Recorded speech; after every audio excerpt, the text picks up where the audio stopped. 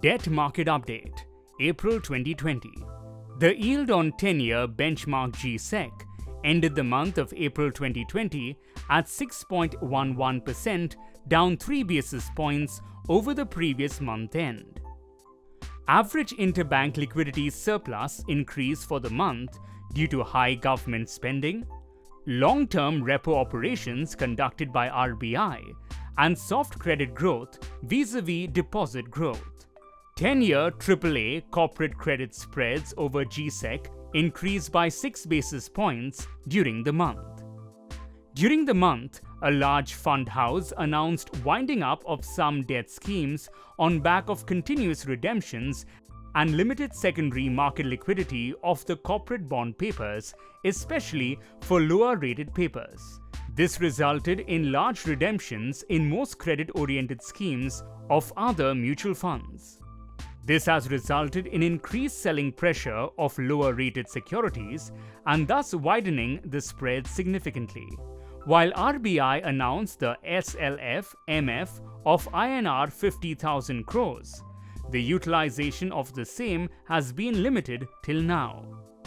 Since the announcement, pace of redemptions and credit spreads have stabilized to a certain extent.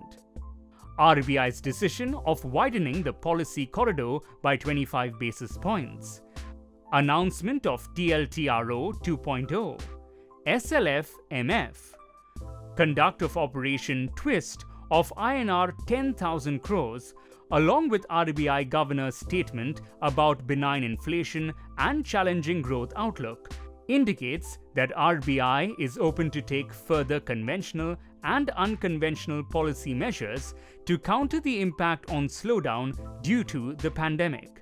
The measures announced by the RBI are mainly targeted towards improving the transmission policy measures and improving liquidity.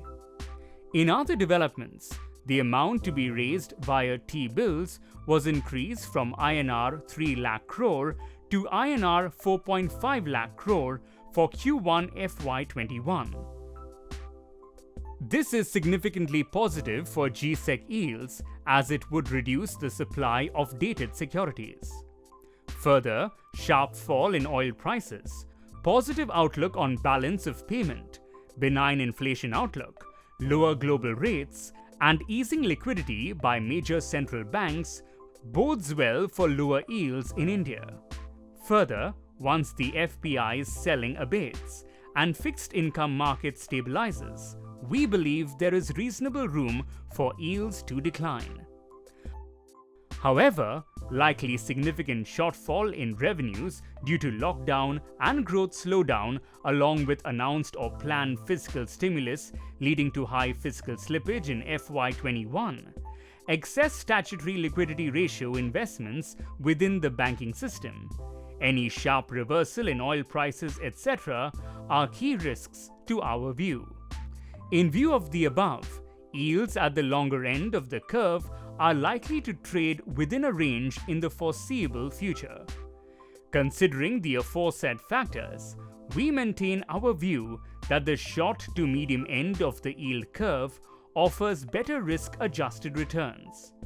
In view of the above, we continue to recommend investment in short to medium duration debt funds.